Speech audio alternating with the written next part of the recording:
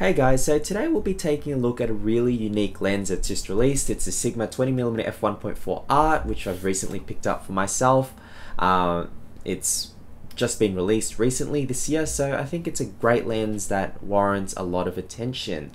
So far what Sigma have been able to do is they've been able to take the classic focal lengths and the classic apertures, and they've created their own interpretations of all of these classic lenses. So they've made a 35 f1.4, they've made a 50 f1.4, they've made a 24 f1.4, and they also made things such as the 24 to 105. So I think this 20mm f1.4 is truly the first unique prime that Sigma has attempted to make, in that I don't think any other manufacturer before Sigma has ever manufactured a 20mm f1.4. I know Nikon comes close with the 20mm f1.8, but this is f1.4. This is a huge lens with a huge bulbous front element, and I think it is a very unique lens, and it's a lens that warrants a lot of attention.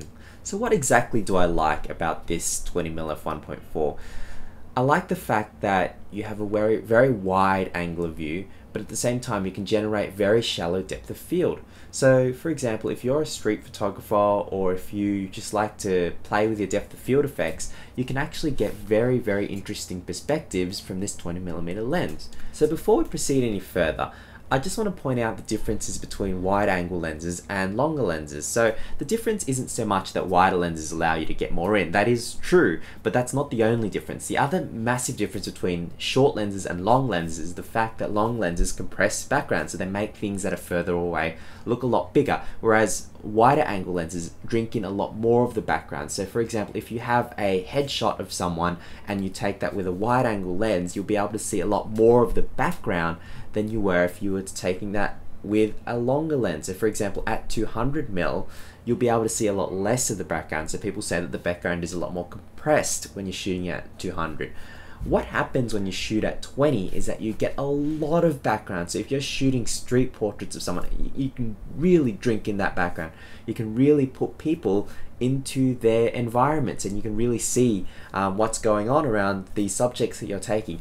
And with the f1.4 aperture, you're able to blur out those backgrounds, so you get this really nice washed out effect where the subject is drawn away from the background, but the background isn't lost due to compression. For example, if you were shooting with an 85 or a 50, you'd lose a lot more of the background. You wouldn't get the scenery in, you wouldn't get the cityscape in if you're shooting in cities.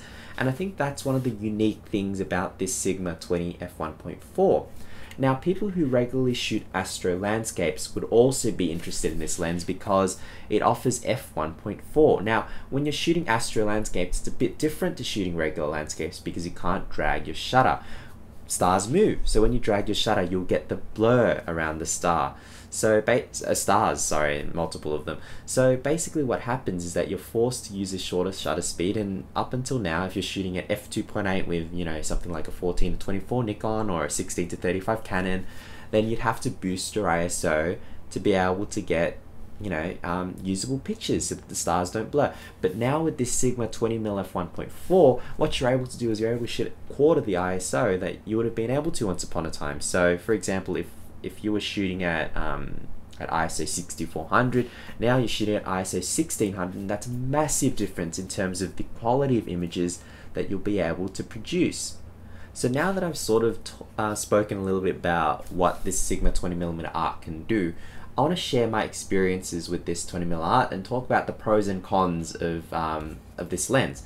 So the first con of this lens, and this is a massive con, and this is going to be a massive deal breaker for people, but I have a solution, so I'll address the solution after I talk about the con. The con is the fact that it has a massive bulbous front element and you're not able to use filters on it. Now, yes, that is a big deal for a lot of people. Now, you might not be someone who regularly uses filters, but if you're a landscape photographer, for example, ND filters, circular polarizers, those are all extremely important in terms of being able to produce the images that you need. So not being able to use filters on your lens is a massive problem. Now, the second qualm I have with this lens is the silly lens cap. And now I know that there's no other way to do this, but if you're someone like me and you're not used to having this sort of lens, what happens is that you tend to pick up lenses by the top. So that's what I do. So I'll get another lens and I'll show you what I mean. So here I have another lens. This is my 50mm Sigma. It's the Art Series lens as well. And if it's sitting on a table like that, I can just pick it up like that, no problem, right? That's usually how I pick it up. Not like that, but like that if the table's below me, because it's just an easier way of picking up a lens. Now, if I were to do that with this Sigma 20mm Art, this is what's going to happen. If I'm letting it sit on the table like that and I pick it up like that, it's going to pick up and it's going to fall, right? Because this thing obviously can't support the weight of the lens. So that's a problem, and you have to change the way you pick up lenses if you're like me and you tend to pick it up from the top if you don't want your lenses falling. Now, the cap is tight enough, but you know, it's not as tight as a traditional lens cap. So if you're letting it roll around in a bag, there's a good chance that it might fall off. And of course, with so much glass in the front, that's going to be a bad thing, because that can really get damaged if it hits something, and it's not really that recessed either, so there's not as much protection for it as there might be with something such as my Sigma 50mm f1.4 Art. So now that I've gotten sort of the cons out of the way, I really want to chat about the pros, because there are a lot of pros to this lens. Now, before I forget, I said that there was a way to rectify those cons, not being able to use filters and the problems with the lens cap, and that's if you're shooting Nikon, then that's the Nikon 20mm f1.8G. So it's a very similar lens. It doesn't open up quite as much to f1.4. It only goes to f1.8, but it uses 77mm front filter thread, which is extremely useful, because other lenses such as the Sigma 50mm Art also use 77, and so do most 24-70 and most 70-200 lenses. So if you're after a similar lens but you want to use filters, then that's the lens for you. Now, to talk about the multiple pros of this lens, first of all, what I like most about this lens is the fact that you're able to create images that you're not able to create with any other lens. So that's something that's really special. Now, if you're used to shooting something like an 85 or a 50 for street portraits, and then you go and use this, it's a very different experience. You start noticing a lot more things, and you start having to change the way you shoot. And that's a good thing. You get more experience, you get a different look, and that's a very unique look. So right now, there's no other lens that can go this wide, that at this aperture, so you're not going to get the shallow depth of field, which is such an amazing effect for a wide lens to have a shallow depth of field, because I don't believe that a lot of people shoot like that. You know, you shoot at 85, and to be honest, most photographers probably own an 85 f1.4. Well, most would. And you're not getting something that's unique. Most photographers would own a 70-200 f2.8. So when you're shooting at 200-8, you know, a lot of other photographers would be able to have a similar look in terms of depth of field control and perspective. But not many photographers own a 20 f1.4. So when you're shooting like that, it creates a really unique look that I think not many other people would be able to replicate. And you certainly can't replicate this look on something like a 14-24 f2.8 or even like a 16-35 f4.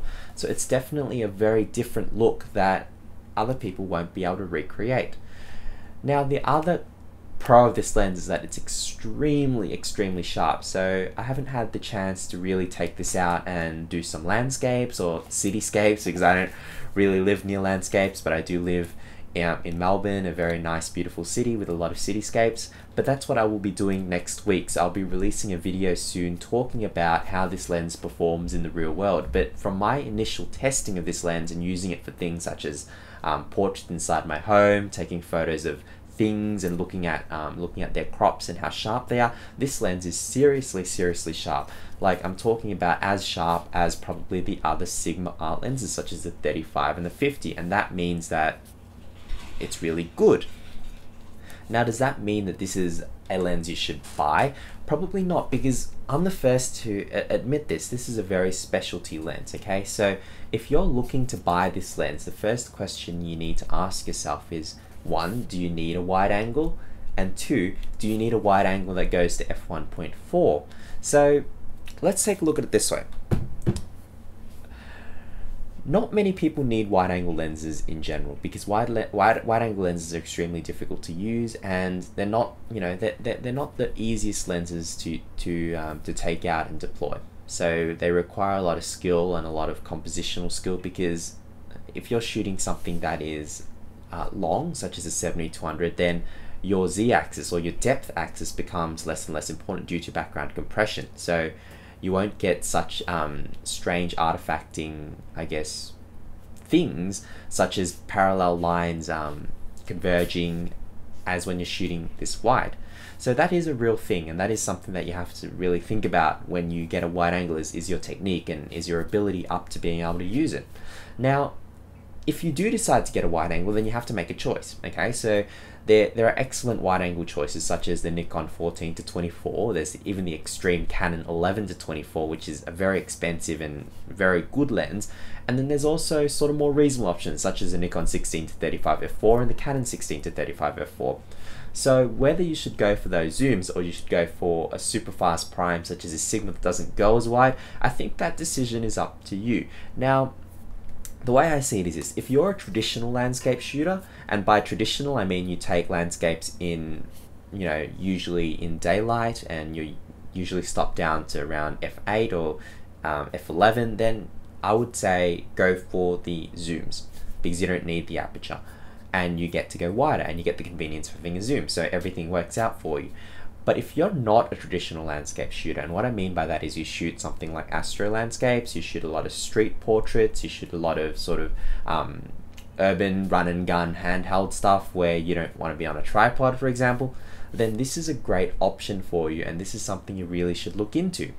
So going over the technical specs of this lens, it is a 20mm f1.4 lens that closes down to f16. It features 15 elements and 11 groups, which is a really complicated optical design. It weighs in at a massive 950 grams, which is heavier than basically most other lenses. It's heavier than the Sigma 50mm Art, and it's about the same weight as the Nikon 14-24 f2.8. Its angle of view is 94.5 degrees, and it's able to reproduce at 1:7.1, so it can actually focus quite close, but because it's so wide, it doesn't actually have that great of a magnification ratio. So now that we've sort of covered an introduction to this lens, I want to spend a bit of time talking about whether this lens is for you and what I personally think about this lens and how it sort of changed my way of shooting. So I want to preface this by saying that I use this lens for a wide variety of different things, and it's suitable for a wide variety of different things. If you shoot weddings, if you shoot events, then it's great when you can use it on the dance floor and get really close to people and you can isolate subjects from their background with the f1.4 aperture.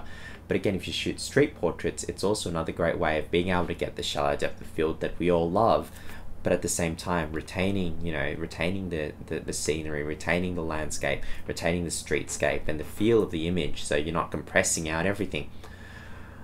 But I think the most important takeaway point from this is why I didn't choose a zoom over this. Now, I went into a camera store and I tried out several different lenses. I had already owned the 16-35 f4 Nikon prior to owning this, and I enjoyed using that lens a lot. But I didn't find myself shooting at shooting at 16 all that often. So it's great if you shoot, say for example architecture or interiors, or if you're in real estate or something, then yes, you do use 16 a lot because it makes houses look so big.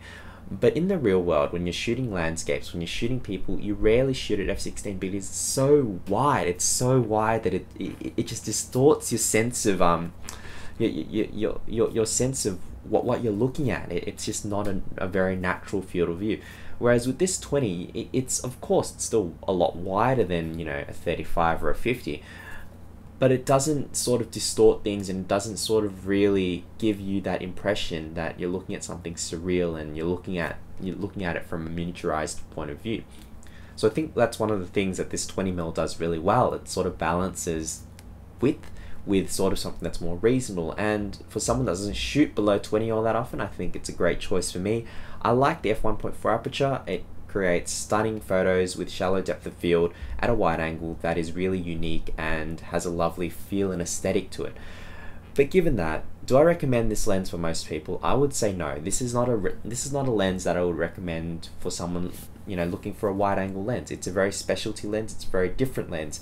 If you're looking for a wide angle lens, I would push you more towards something like the 16-35 f4. If you're an astro shooter, however, this lens is highly recommended, and I seriously recommend it for astro shooters. I said that about the Nikon 20 f1.8. This lens is even better. And if you're a street shooter like me, if you're an event shooter, if you shoot weddings and if you shoot, say, nightclubs or anything like that, then this lens is a seriously good lens because it allows you to really get up close to people but still blur out the background, so you get really beautiful, nice shots that isolate the subject in the background, but you don't lose the sense of place you might if you're shooting at, for example, 35. So I guess that's all I have to say about the Sigma 20mm art. So in part 2, we'll be taking a look at the image quality. So we'll be looking at crops, we're looking at images that I've taken with this lens and sort of analyzing how well this lens performs in the real world. But for now, I hope you've enjoyed today's video. Leave a like, leave a comment, tell me what you'd like to see and what gear you'd like me to review, and make sure you subscribe to my channel. Thanks for tuning in, guys.